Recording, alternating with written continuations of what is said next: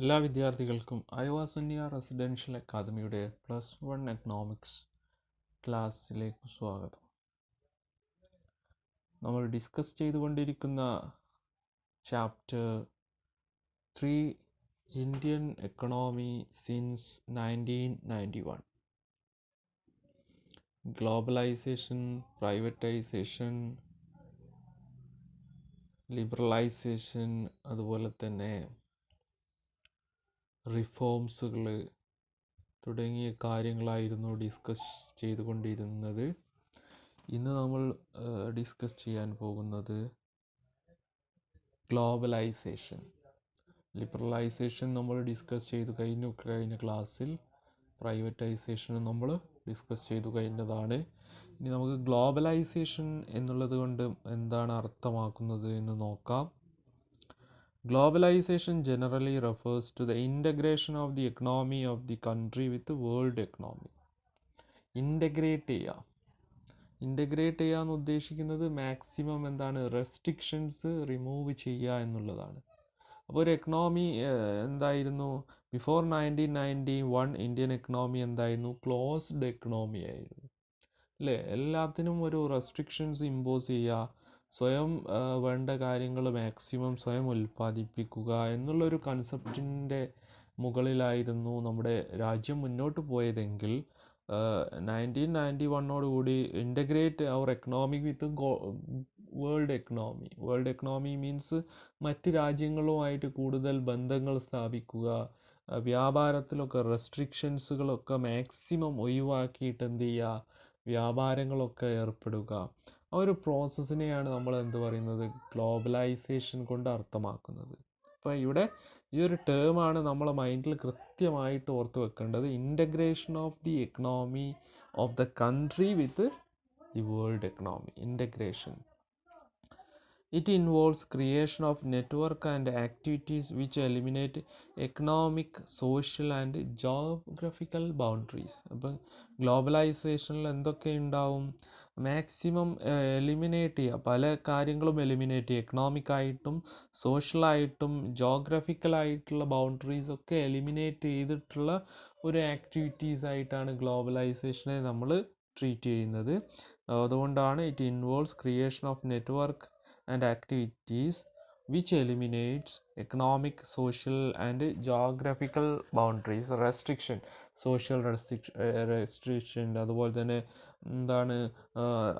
എന്താണ് അതിർത്തികൾ തമ്മിലുള്ള റെസ്ട്രിക്ഷൻസ് അല്ലേ, ഒരു രാജ്യത്തു നിന്ന് മറ്റൊരു രാജ്യത്തേക്കുള്ള ട്രാൻസ്പോർട്ടേഷൻ റെസ്ട്രിക്ഷൻസ് ഒഴിവാക്കുക അല്ലേ, റോഡ് മാർഗമൊക്കെ എന്ത് ചെയ്യുക, അങ്ങോട്ടും ഇങ്ങോട്ടും ഒക്കെ എന്താ ചെയ്യുക, തുറന്നു കൊടുക്കുക. ഇതൊക്കെ എന്താണ്, ഗ്ലോബലൈസേഷൻ്റെ ചെറിയ എന്താണ് ഒരു ഭാഗമായിട്ടാണ് നമ്മൾ മനസ്സിലാക്കേണ്ടത്.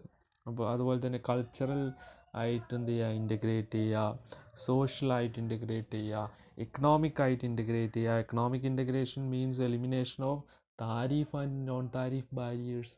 നമുക്കറിയാം ടാക്സുകൾ അല്ലേ, എക്സ്പോർട്ടിനും ഇമ്പോർട്സിനൊക്കെ ടാക്സുകൾ ഒഴിവാക്കി കൊടുക്കുക. അതുപോലെ തന്നെ ടാക്സ് അല്ലാത്ത കോട്ടാസ്, നോൺ താരിഫ് ബാരിയേഴ്സ് ആണ് എന്ത്, കോട്ടാസും അത്തരത്തിലുള്ള റെസ്ട്രിക്ഷൻസും ഇമ്പോസ് ചെയ്യുന്നതൊക്കെ ഒഴിവാക്കുക.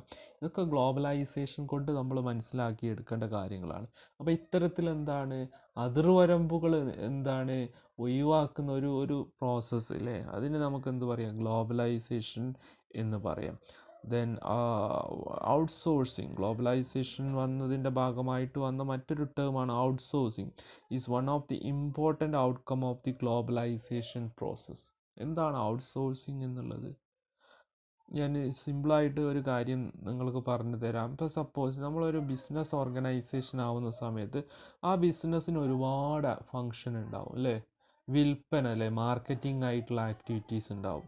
അതുപോലെ തന്നെ എന്താണ്, പർച്ചേസ് പരമായിട്ടുള്ള ആക്ടിവിറ്റീസ് ഉണ്ടാവും, വാങ്ങൽ പരമായിട്ടുള്ള ആക്ടിവിറ്റീസ് ഉണ്ടാവും. അതുപോലെ തന്നെ പ്രൊഡക്ഷൻ, നിർമ്മാണപരമായിട്ടുള്ള ആക്ടിവിറ്റീസുകൾ ഉണ്ടാവും. അഡ്വർടൈസ്മെൻറ്റ്, പരസ്യം കൊടുക്കേണ്ടതായിട്ടുള്ള ആക്ടിവിറ്റീസ് ഉണ്ടാവും. അതുപോലെ തന്നെ ഡിസ്ട്രിബ്യൂഷൻ, വിതരണം ചെയ്യേണ്ട ആക്ടിവിറ്റീസ് ഉണ്ടാവും. ദെൻ ഇതിൻ്റെയൊക്കെ കണക്കുകൾ സൂക്ഷിക്കുന്ന പ്രക്രിയ, അക്കൗണ്ടൻസി പരമായിട്ടുള്ള ആക്ടിവിറ്റീസ് ഉണ്ടാവും. അങ്ങനെ ഒരു ബിസിനസ്സിന് ഒരുപാട് ആക്ടിവിറ്റീസ് അല്ലെങ്കിൽ ഒരുപാട് ഫങ്ഷൻസുകൾ ഉണ്ടാവും. അപ്പോൾ ഈ ഫങ്ഷനുകൾ എല്ലാം ബിസിനസ് തന്നെ നിർവഹിക്കലാണ് പതിവായി ഇരുന്നത്. അതായത് ഗ്ലോബലൈസേഷനൊക്കെ വരുന്നതിൻ്റെ മുമ്പായിട്ടുള്ളൊരു പ്രക്രിയ എന്ന് പറഞ്ഞാൽ എന്താണ്, ബിസിനസ്സിന് എന്ത് ചെയ്യും, അക്കൗണ്ടൻ്റ് ഉണ്ടാവും, അക്കൗണ്ടൻ്റ് പരമായിട്ടുള്ള കാര്യങ്ങൾ, അതുപോലെ തന്നെ പ്രൊഡക്ഷന് വേണ്ടിയിട്ട് മറ്റ് എംപ്ലോയീസുകൾ ഉണ്ടാവും. അങ്ങനെ ഓരോ മേഖലയിലും ജോലി നിർവഹിക്കാൻ വേണ്ടി അതാത് ആൾക്കാരുണ്ടാവും. അപ്പോൾ ഇവിടെ ഔട്ട്സോഴ്സിങ് എന്നുള്ളത് എന്താണ്? ഇപ്പോൾ സപ്പോസ് നമ്മുടെ സ്ഥാപനത്തിൽ അക്കൗണ്ടൻസി എന്ത് ചെയ്യുന്നില്ല, നമ്മൾ അക്കൗണ്ടൻറ്റിനൊന്നും അപ്പോയിൻറ്റ് ചെയ്യാതെ നമ്മുടെ അക്കൗണ്ടൻസി വർക്ക് നമ്മൾ എന്ത് ചെയ്യാണ്, പുറത്തുള്ള മറ്റൊരു സ്ഥാപനത്തിന് എന്ത് ചെയ്യാണ്, ഏൽപ്പിച്ചു കൊടുക്കുകയാണ്. എന്നിട്ട് അവരെന്ത് ചെയ്യാണ്, അവർ നമ്മുടെ അക്കൗണ്ടൻസി, നമ്മൾ കണക്ക് സൂക്ഷിക്കുന്ന പ്രക്രിയ, ട്രാൻസാക്ഷൻസ് റെക്കോർഡ് ചെയ്യുന്ന കാര്യങ്ങളൊക്കെ അവർ നിർവഹിക്കുകയാണ് ചെയ്യുന്നത്. എന്നിട്ട് നമുക്ക് എന്ത് ചെയ്യും, നമ്മൾ അവർക്കൊരു ഫീ നിശ്ചയിച്ചിട്ടുണ്ടാവും, അവർ പറയുന്ന ഒരു ഫീ ഉണ്ടാവും. ആ ഒരു ഫീക്കാണ് നമ്മൾ എന്ത് ചെയ്യുക, ഈ സർവീസ് നമ്മൾ പുറത്ത് കൊടുക്കുക, പുറം കരാർ കൊടുക്കുക എന്നുള്ളൊക്കെ ഒരു രീതിയിലാണ് ഔട്ട്സോഴ്സിങ് നമ്മൾ മനസ്സിലാക്കേണ്ടത്. എന്തുകൊണ്ടാണ് ഔട്ട്സോഴ്സിങ് ഇത്ര ഗ്ലോബലൈസേഷൻ വന്നതുവഴി വളരെ പ്രധാനപ്പെട്ട ഒരു ഔട്ട്കമായിട്ട്, ഗ്ലോബലൈസേഷൻ്റെ ഔട്ട്കമായിട്ട് മാറിയത്? അപ്പോൾ അതിനുള്ള കാര്യങ്ങളെക്കുറിച്ച് നമ്മൾ ചിന്തിക്കുന്ന സമയത്ത് നമ്മൾ മനസ്സിലാക്കേണ്ടത്, ഇന്ത്യയിൽ തൊഴിലും അതുപോലെ തന്നെ തൊഴിലിൻ്റെ വേതനവും അതുപോലെ തന്നെ അമേരിക്കയിലെ വേതനവും തമ്മിൽ വലിയ അന്തരമുണ്ട് അല്ലേ? വലിയ തോതിലുള്ള അന്തരമുണ്ട്. കാരണം അവിടുത്തെ സ്റ്റാൻഡേർഡ് ഓഫ് ലിവിങ്ങും കാര്യങ്ങളൊക്കെ എൻറ്റയർലി ഡിഫറെൻറ്റ് ഫ്രം നമ്മുടെ നേഷൻ അല്ലേ? നമ്മുടെ കൺട്രി ആയിട്ട് ബന്ധപ്പെട്ട് നോക്കുന്നതിന് എൻറ്റയർലി ഡിഫറെൻ്റ് ആണ്. അപ്പോൾ നമ്മൾ മനസ്സിലാക്കേണ്ടത്, അമേരിക്കയിലുള്ള കമ്പനീസിൻ്റെ വർക്കുകൾ, അമേരിക്കൻ കമ്പനീസിൻ്റെ അക്കൗണ്ടൻസി വർക്കുകൾ ഇന്ത്യ പോലത്തെ രാജ്യത്തുള്ള ഒരു ഫേമിനെ ഏൽപ്പിക്കുന്ന സമയത്ത് ഇവിടെ എന്താണ്, ഇന്ത്യയിലുള്ള അക്കൗണ്ടൻറ്റുമാർക്ക് അമേരിക്കയിലെ ശമ്പളം കൊടുക്കേണ്ടതായിട്ട് വരില്ല. അല്ലെങ്കിൽ ഇവിടെ കുറച്ചുകൂടി ചീപ്പായിട്ട് ഈ അക്കൗണ്ടൻറ്റ്മാർ അവൈലബിൾ ആയിരിക്കും. ഒരു എക്സാമ്പിളാണ് കേട്ടോ, അത്തരത്തിൽ നിങ്ങൾ മനസ്സിലാക്കുക. അതുകൊണ്ട് എന്ത് ചെയ്യും, അമേരിക്കയിൽ 10 ലക്ഷം കൊണ്ട് ഒരു മാസത്തിൽ അവർ അക്കൗണ്ടൻസി വർക്കുകൾ ചെയ്യാൻ പറ്റുന്നത് ഇന്ത്യയിൽ ചിലപ്പോൾ എന്ത് ചെയ്യും, 3 ലക്ഷം കൊണ്ട് എന്ത് ചെയ്യാൻ പറ്റും, മറ്റൊരു കമ്പനീനെ ഏൽപ്പിക്കുന്നത് വഴി എന്ത് ചെയ്യാൻ പറ്റും, നമുക്കത് നിർവഹിക്കാൻ പറ്റും. അതുകൊണ്ട് എന്താണ്, ഇന്ത്യക്കാരെ കൊണ്ട് എന്ത് ചെയ്യുക, അവരുടെ അക്കൗണ്ടൻസി വർക്ക് ചെയ്യിപ്പിക്കുക. അതുകൊണ്ട് എന്താണ്, ബെനിഫിറ്റ് അല്ലേ, അമേരിക്കയ്ക്ക് ബെനിഫിറ്റാണ്. അതുപോലെ തന്നെ ഇന്ത്യയിലും ഒരു തരത്തിൽ ബെനിഫിറ്റാണ്. കാരണം തൊഴിലില്ലാത്ത ഒരുപാട് ആൾക്കാർക്ക് തൊഴിൽ ലഭിക്കുന്നതായിട്ട് മാറും. അപ്പോൾ ഔട്ട്സോഴ്സിങ് കൊണ്ട് കൃത്യമായിട്ട് ആ രീതിയിൽ നിങ്ങൾ മനസ്സിലാക്കുക എന്താണ് ഔട്ട്സോഴ്സിങ്. അതിനാണ് ഇത്രയും ഞാൻ അത് എക്സ്പ്ലെയിൻ ചെയ്ത് പറഞ്ഞത്.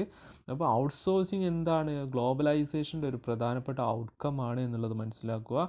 In outsourcing A company hires regular service from external sources അല്ലേ? കമ്പനി എന്താണ്, റെഗുലർ സർവീസ് എക്സ്റ്റേണൽ സോഴ്സ്, മറ്റുള്ള കമ്പനിയിൽ നിന്ന് എന്ത് ചെയ്യും, അവരെ സർവീസ് എന്ത് ചെയ്യാണ്, വാങ്ങുകയാണ് ചെയ്യുക. അതിനൊരു സ്പെഷ്യൽ ഫീയോ അല്ലെങ്കിൽ അവർ നിശ്ചയിക്കുന്ന എന്താണ് എമൗണ്ടിന് ആണ് എന്ത് ചെയ്യുക, അത് ഹയർ ചെയ്യുക. Next, as A form of an economic activity outsourcing has widely enlarged. ഒരു എക്കണോമിക് ആക്ടിവിറ്റി ആയതുകൊണ്ടും അതുപോലെ തന്നെ ഇതിൻ്റെ ബെനിഫിറ്റ് എന്ന് പറഞ്ഞാൽ ഞാൻ നേരത്തെ പറഞ്ഞല്ലോ, ഒരുപാട് എക്കണോമിക് അഡ്വാൻറ്റേജ് ഉള്ളതുകൊണ്ടും ഇത് നന്നായിട്ട് എന്ത് ചെയ്തിട്ടുണ്ട്, വികസിച്ചിട്ടുണ്ട്, എൻലാർജ് ആയിട്ടുണ്ട് എന്നുള്ളതാണ് പറയുന്നത്.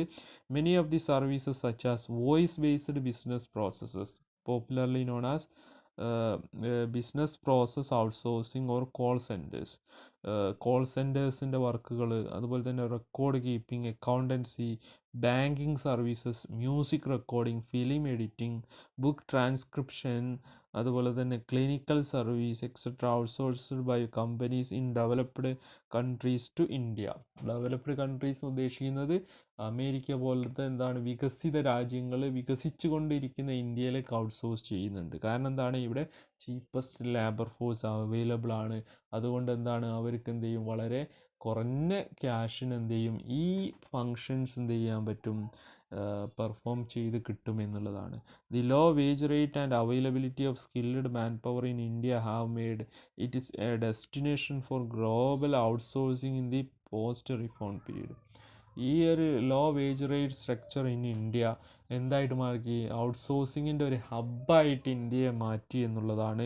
ഒരു പോസ്റ്റ് ലിബറലൈസേഷൻ പീരീഡ് 1991 ശേഷമുള്ള കാലഘട്ടത്തിൽ ഇന്ത്യനെ എന്ത് ചെയ്തു, ഔട്ട്സോഴ്സിങ് ബിസിനസ്സിൻ്റെ ഒരു ഹബ്ബായിട്ട് മാറ്റി. അതിനുള്ള പ്രധാന കാരണം എന്താണ്, ലോ വേജ് റേറ്റ്. ഇവിടെ എന്താണ്, മാൻ പവർ വളരെ എന്താണ് അബണ്ടൻറ്റ് മാൻ പവർ അവൈലബിൾ ആണ്. അതാണ് ഇന്ത്യയെ ആ രീതിയിലേക്ക് മാറ്റിയത് എന്നുള്ളത് മനസ്സിലാക്കുക. നെക്സ്റ്റ് നമുക്ക് ഇതുമായി ബന്ധപ്പെട്ട് ഗ്ലോബലൈസേഷനുമായി ബന്ധപ്പെട്ട ഒരു പ്രധാനപ്പെട്ട ഒരു കൺസെപ്റ്റാണ് അല്ലെങ്കിൽ ഒരു ഓർഗനൈസേഷനാണ് world trade organization. World trade WTO എന്താണ് എന്നുള്ളത് മനസ്സിലാക്കാം. The world trade was founded in 1995. 1995 world trade organization found ചെയ്തത് as the successor organization to the general agreement on trade and tariff. GATT കരാർ എന്നൊക്കെ പറയുന്നത് കേട്ടിട്ടുണ്ടാവും. അപ്പോൾ ഗാട്ടാണ് എന്തായിട്ട് മാറിയത്, WTO ആയിട്ട് മാറിയത് 1995. ഗാട്ട് കരാർ എന്നാണ് വന്നത്, was established in 1948.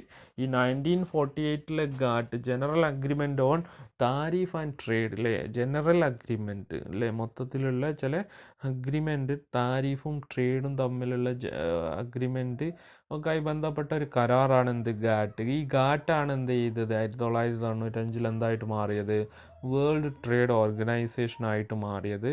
World trade organisation is expected to establish a rule based trading അല്ലേ, നിയമത്തിൽ അധിഷ്ഠിതമായ വ്യാപാരം അല്ലേ, വ്യാപാര വ്യവസ്ഥ.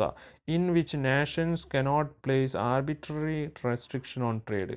അത് ഈ ഒരു കരാർ വന്നതോടുകൂടി ഒരു നേഷൻ എന്ത് ചെയ്യാൻ പറ്റില്ല, പ്രത്യേക റൂൾസും അതുപോലെ തന്നെ റെസ്ട്രിക്ഷനൊന്നും ഇമ്പോസ് ചെയ്യാൻ പറ്റാത്തൊരവസ്ഥ ഉണ്ടായി.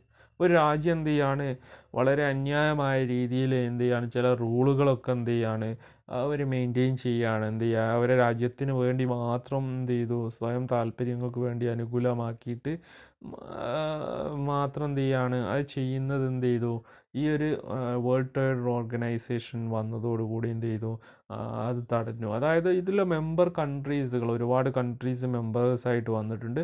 അവരെന്ത് ചെയ്യണം, ഇതിൻ്റെ കോമൺ റൂൾസ് എന്ത് ചെയ്യണം, ഫോളോ ചെയ്യണം. അതായത് അന്യായമായ രീതിയിൽ എന്ത് ചെയ്യാൻ പാടില്ല, താരിഫും നോൺ താരിഫും ഒന്നും ഇമ്പോസ് ചെയ്തിട്ട് ട്രേഡിന് എന്ത് ചെയ്യാൻ പാടില്ല, റെസ്ട്രിക്റ്റ് ചെയ്യാൻ പാടില്ല. അതുകൊണ്ടാണ് എന്ത് ആ ടേം മനസ്സിലാക്കുക, കനോട്ട് പ്ലേസ് ആർബിട്രറി റെസ്ട്രിക്ഷൻ. അതായത് അവരെന്ത് ചെയ്യാൻ പാടില്ല, കൃത്യമായിട്ടുള്ള റെസ്ട്രിക്ഷൻസ് ട്രേഡിന് എന്ത് ചെയ്യാൻ പാടില്ല, ഉണ്ടാക്കാൻ പാടില്ല എന്നുള്ളതാണ്. The purpose of world trade organisation is to enlarge production and trade of services to ensure optimal utilisation of world resources to protect the environment. ഇപ്പം പ്രധാനപ്പെട്ട പർപ്പസാണ് എന്താണ്, എൻലാർജ് പ്രൊഡക്ഷൻ എൻലാർജ് ചെയ്യുക, അതുപോലെ തന്നെ ട്രേഡ് ഓഫ് സർവീസസും അതുപോലെ തന്നെ പ്രൊഡക്ഷൻസും രണ്ടും എന്ത് ചെയ്യാണ്, രാജ്യങ്ങൾ തമ്മിൽ നന്നായിട്ട് എന്ത് ചെയ്യുക, എൻലാർജ് ചെയ്യുക. അതുപോലെ തന്നെ എന്ത് ചെയ്യാണ്, ലോകത്തെ റിസോഴ്സസിനെ കൃത്യമായിട്ട് ഒപ്റ്റിമം ആയിട്ട് നന്നായിട്ട് ഉപയോഗപ്പെടുത്തുക, എൻവയോൺമെൻറ്റിനെ പ്രൊട്ടക്റ്റ് ചെയ്യുക. ഇതൊക്കെയാണ് എന്ത് main purpose of world trade organisation എന്നുള്ളത് നമ്മൾ മനസ്സിലാക്കുക. വേൾഡ് ട്രേഡ് ഓർഗനൈസേഷൻ്റെ എന്താണ് സക്സസർ അല്ലേ, പിൻഗാമിയായിട്ടാണ് എന്തിൻ്റെ പിൻഗാമിയാണ്, ഗാറ്റിൻ്റെ പിൻഗാമിയായിട്ടാണ്. ഗാറ്റ് എന്നാണ് വന്നത്, ഗാട്ട് കരാർ വന്നത് 1948. അപ്പം എന്താണ്, രാജ്യങ്ങൾ തമ്മിലുള്ള വ്യാപാരത്തിലെ റൂളിൽ യൂണിഫോമിറ്റി കൊണ്ടുവരുത്താനാണ് എന്ത് വേൾഡ് ട്രേഡ് ഓർഗനൈസേഷൻ പ്രധാനമായിട്ടും ശ്രമിച്ചത്, ഗാറ്റ് കരാറും പ്രധാനമായിട്ടും ശ്രമിച്ചത്. അതിന് പുറമേ എന്താണ്, പ്രൊട്ടക്ട് ദി എൻവയോൺമെൻറ്റ് എന്നുള്ളത് കൂടി നമ്മൾ കൃത്യമായിട്ട് ഓർത്ത് വെക്കണം. The world trade agreement cover trade in goods as well as services to facilitate international trade. Agreement എന്ത് മാത്രമല്ല, ട്രേഡ് ഇൻ ഗുഡ്സ് മാത്രമല്ല, സർവീസസ്. അതെന്താണ്, ബൈലാറ്ററൽ ആൻഡ് മൾട്ടിലാറ്ററൽ അല്ലേ, രണ്ട് രാജ്യങ്ങൾ തമ്മിലും അതുപോലെ തന്നെ വിവിധ രാജ്യങ്ങൾ തമ്മിലും through removal of tariff as well as non tariff barriers between member countries. ഞാൻ പറഞ്ഞു മെമ്പർ കൺട്രീസുകൾ ഇതിൽ അംഗമായിട്ടുള്ള രാജ്യങ്ങളുണ്ട്, ഇന്ത്യ ഇതിൽ അംഗമാണ് എന്നുള്ളത് മനസ്സിലാക്കുക. അപ്പോൾ അവർ തമ്മിൽ എന്ത് ചെയ്യാൻ പാടില്ല, താരിഫ് ആൻഡ് നോൺ താരിഫ് ബാരിയേഴ്സൊക്കെ ഇമ്പോസ് ചെയ്തിട്ട് ട്രേഡിന് എന്ത് ചെയ്യാൻ പാടില്ല, നിരുത്സാഹപ്പെടുത്താൻ പാടില്ല എന്നുള്ളതാണ്. As an important member of world trade organisation, India has been in the forefront of framing fair global rule. India മുമ്പിൽ തന്നെ ഉണ്ടായിരുന്നു ഫെയർ ഗ്ലോബൽ റൂൾസുകൾ ഉണ്ടാക്കുന്നതിനും regulating and advocating the interest of the developing world അല്ലേ. Developing world അതായത് വികസിത രാജ്യങ്ങളുടെ എന്താണ് ഇൻട്രസ്റ്റും ഒക്കെ എന്ത് ചെയ്യാൻ വേണ്ടി ഇൻട്രസ്റ്റും അതുപോലെ തന്നെ അവരെ കാര്യങ്ങളൊക്കെ എന്ത് ചെയ്യാൻ വേണ്ടി നല്ല രീതിയിൽ മുന്നോട്ട് കൊണ്ടുപോകാൻ വേണ്ടി ഇന്ത്യ മുമ്പിൽ തന്നെ ഉണ്ടായിരുന്നു. ഇന്ത്യ ഒരു മെമ്പർ കൺട്രീസ് കൂടിയായിരുന്നു എന്നുള്ളതാണ് നമ്മൾ മനസ്സിലാക്കേണ്ടത്. അപ്പോൾ ഇത്രയും കാര്യങ്ങളാണ് നമ്മൾ ഇന്ന് മനസ്സിലാക്കേണ്ടത്. ഗ്ലോബലൈസേഷൻ എന്താണെന്നുള്ളതാണ് നമ്മൾ ഇന്ന് ഡിസ്കസ് ചെയ്തത്. ഗ്ലോബലൈസേഷൻ എന്ന് പറഞ്ഞാൽ integration of economy of the country with the world economy എന്നുള്ളതാണ്. അതുപോലെ തന്നെ ഗ്ലോബലൈസേഷൻ്റെ ഒരു ഔട്ട്കമായിട്ട് നമുക്ക് പറയാൻ പറ്റുന്നതാണ് എന്ത്, ഔട്ട്സോഴ്സിങ് അല്ലെങ്കിൽ ബിസിനസ് പ്രോസസ് ഔട്ട്സോഴ്സിങ്. അതിൻ്റെ ഒരു ഹബ്ബായിട്ട് ഇന്ത്യ മാറിയിട്ടുണ്ട് എന്നുള്ളത് മനസ്സിലാക്കുക.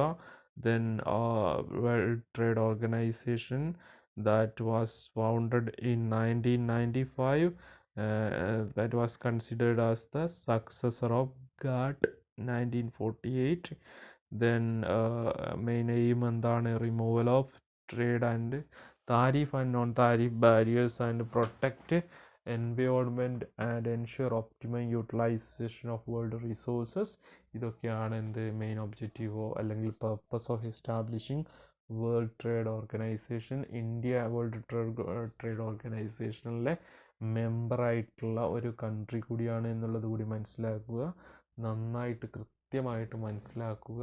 എന്നിട്ട് കൃത്യമായ നോട്ടുകൾ മെയിൻറ്റെയിൻ ചെയ്യുക. ക്ലാരിഫിക്കേഷൻ ആവശ്യമുണ്ടെങ്കിൽ ചോദിക്കുക. Okay, thank you.